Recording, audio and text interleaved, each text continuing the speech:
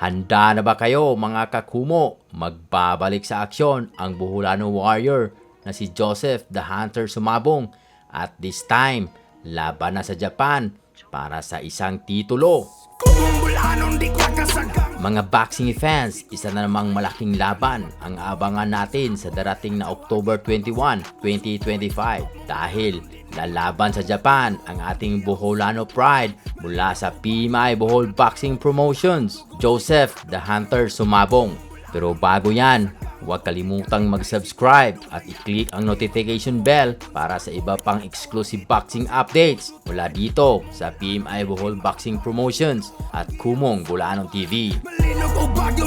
Joseph Hunter Sumabong, 23 anyos, na may record na 8 wins, 1 talo at 4 knockouts. Ayon yan sa BoxRec, isang southpaw na kilala sa kanyang matinding kaliwa at agresibong estilo sa ring. Sa kanyang huling laban noong June 6, 2025 sa Kumong Buholano 21 sa Tagbilaran City, tinalo niya ang dating undefeated Cebuano fighter na si Jefferson Trazo ng Chowsi Stable. Si Trazo ay pumasok sa laban na may record na 5 wins, 8 talo at 1 draw.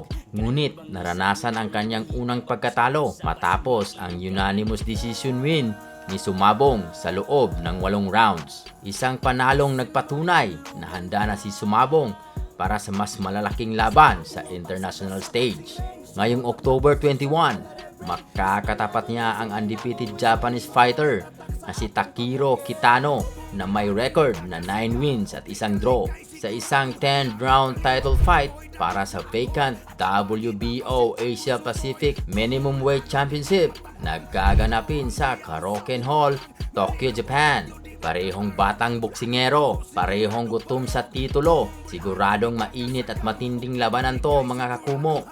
Isang napakalaking oportunidad ito para kay Joseph the Hunter Sumabong as sa PMI Bohol Boxing Promotions na muling ipakita ang kalidad ng mga Buholano sa international boxing scene.